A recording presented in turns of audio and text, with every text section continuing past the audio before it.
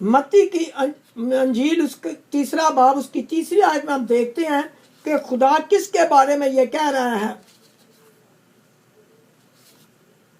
ये वही है जिसका जिक्र यशाया नबी की मार्फत यूं हुआ है कि बियाबान में पुकारने वाले की आवाज आती है कि खुदावन की राह तैयार करो, उसके रास्ते सीधे बनाओ। आमीन। आमीन। यानी क्या लिखा हुआ है कि ये वही है जिसका जिक्र यशाया नबी की मार्फत हुआ है, यानी यशाया 40 बाब उसकी 3 तो 5वीं आयत में जो लिखा है उसके बारे में कहा गया है, क्योंकि यूहन्ना आया था कि वो खुदावंद की राह को सीधी करने के लिए आया था। तो ये खुदावंद कौन था? ये वही यहोवा था जिसे हम या यहोवा कहते हैं। ये एक मुकाशवा है, लेकिन खुदा अपने लोगों पर ये मुकाशवा ज़ाहिर करता है। तो जब हम उसे ढूंढते हैं तो पा लेते हैं।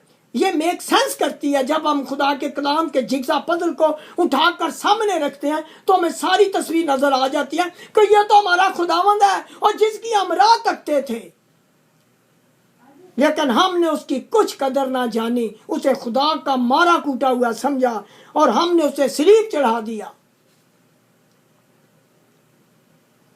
तो लिखा है कि बियाबान में पुकारने वाले की आवाज आती है, खुदावंद की राह सीधी करो, राह तैयार करो और उसके रास्ते सीधे बनाओ। ये यूहन्ना ऊंट के बालों की पोशाक पहने और चमड़े का पटका अपनी कमर पर बांधे रहता और उसकी खुराक टिड्डियां और जंगली शहद था।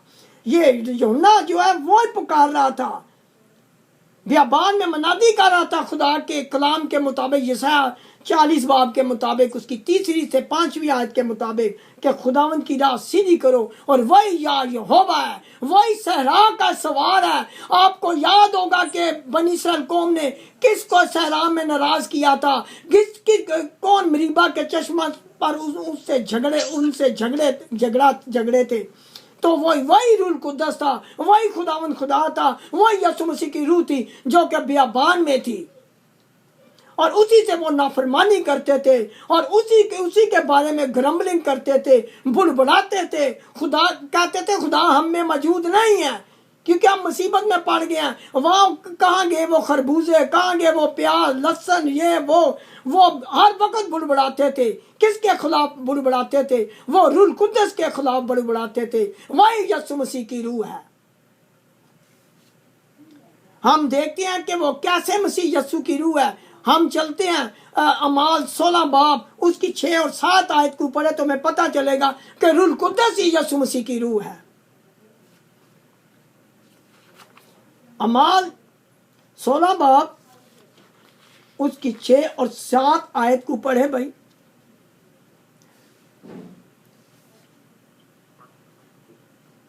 और वो फ्रोगिया और गलतिया के इलाका में से गुजरे क्योंकि उनदस ने उन्हें आसिया में कलाम सुनाने से मना किया और उन्होंने मूसिया के करीब पहुंचकर दुनिया में जाने की कोशिश की, मगर यीशु के रूह ने उन्हें जाने ना दिया। आमीन। यानी कि देखते हैं कि वहां लिखा है कि वो फ्रोगिया और गलतिया के इलाका में से गुजरे क्योंकि रूह कुद्दस ने उन्हें आसिया में कलाम सुनाने से मना किया, रूल कुद्दस ने। और साथ ही दूसरी आयत लिखी है और उन्होंने मूसा के करीब पहुंचकर बतूनिया में जाने की कोशिश की, मगर यीशु के रूह ने उन्हें जाने ना दिया। यहाँ ऐसे पता चलता कि ये 2 रूहें उसके साथ है। नहीं, 2 रूहें नहीं है ये। हम जाते हैं इफ्सियों 4 बाब में कि क्या वो 2 रूहें हैं कि एक रूह है। इफ्सियों 4 बाब उसकी 4थी आयत में देखते हैं कि कितनी रूहें हैं। इफ्सियों का सहीफा, इफ्सियों के नाम पलूस रसूल का खत, उसका 4था बाब उसकी 4थी आयत पढ़ता है। कोई भी पढ़े भाई। एक ही बदन है और एक ही रूह, चुनाचे तुम्हें जो बुलाए गए थे अपने बुलाए जाने से उम्मीद भी एक ही है। आमीन। यानी कि कितनी रूह है? एक ही रूह है। अगर फिर भी नहीं कोई मानता तो हम पहला कुरिन्थियों 12 बाब में चलते हैं और देखते हैं कि कितनी रूहें हैं जो हमें पिलाई गई हैं। क्या 3 रूहें में पिलाई गई हैं या कि एक रूह पिलाई गई है? हम पहला कुरिन्थियों 12 बाब में चलते हैं। ये दिए से दिया चल रहा है, लिंक दर लिंक चल रहा है ताकि हमें समझ लगे कि क्या हमारे पास 3 रूह हैं कि 2 रूह हैं या एक रूह है। पहला कुरिन्थियों 12 बाब उसकी 13वीं आयत को पढ़े भाई।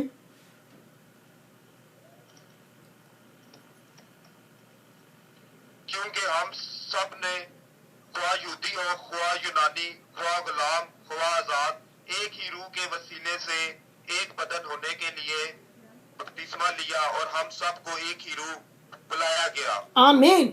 यानी कि यहाँ देखते हैं हम कि हम एक ही रूह हमें मिली है, दो रूहें नहीं मिली, एक रूह सबको पिलाई गई है, चाहे कि वो यहूदी हो या यूनानी हो, यानी कि अगर यहूदी हो या गैर कौमी हो। ये खुदावंद का मतलब है। यहाँ पौलुस रसूल के वसीले से खुदा कलाम करता है, वो inspired by the Holi ghost था, यानी कि वो खुदावंद की रूह की तहरीक से नबी और पैगंबर और जो रसूल से वो बोलते थे। ये अगर हम इन आयतों को नहीं मानते, हम बाइबल मुकद्दस की आयतों को नहीं मानते, तो हमें दहरिया कहना चाहिए। हम एथीस्ट हैं जो किसी चीज को नहीं मानते। हम खुदावन के लोग हैं और मुकद्दस कलाम का एक एक लफ्ज जो है हम उसको मानते हैं कि वो ट्रूथ है, वो सच है। तो हम आज खुदावन के उस वक्त को याद करते हैं कि जब वो स्लीप पर चढ़ गया था और उसकी रूह आराम नहीं कर रही थी, बल्कि उसकी रूह भी काम कर रही थी, और वो पताल में उतर गया था। पताल में पानी ही पानी था। क्यों आप देखते हैं, आप जाएं अय्यूब 26 बाब में जाएं, आपको पता चलेगा। उसकी 5वीं आयत पढ़ें कि पताल में क्या होता है। अय्यूब की किताब उसका 26वां बाब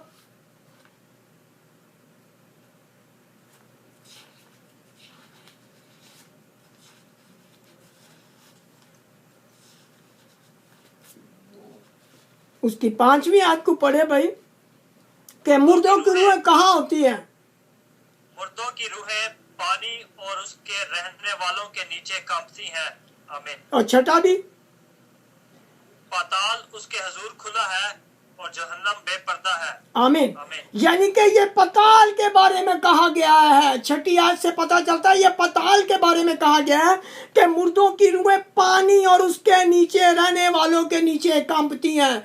यानी जो लोग पानी में हैं, यानी कि हर किस्म के जानदार हैं, हर किस्म की चीजें हैं, जहाज है, बहरी जहाज है वहाँ, वो उनके बारे में कहा गया है कि पानी और उसके रहने वालों के नीचे कांपती हैं। यानी कि पानी के अंदर पताल है जो कि खुदा के सामने खुदा है, वहां रूहें जाती हैं, क्योंकि रूहें पानी के बगैर जिंदा नहीं रह सकती।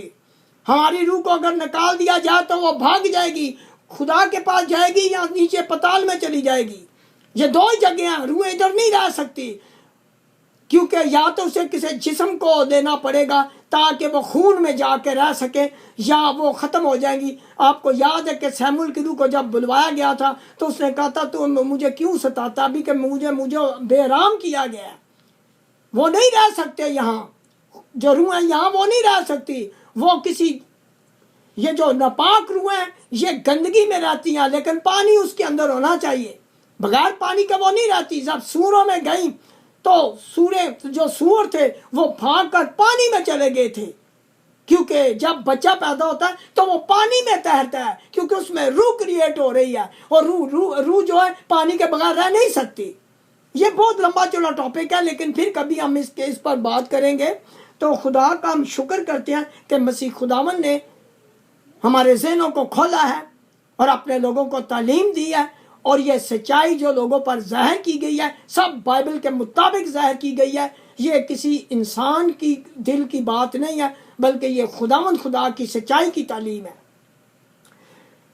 खुदावंद अपने मुकद्दस कलाम के पढ़े जाने और सुने जाने पर खुदावंद बरकत बख्शे। खुदा का शुक्र हो। आमीन।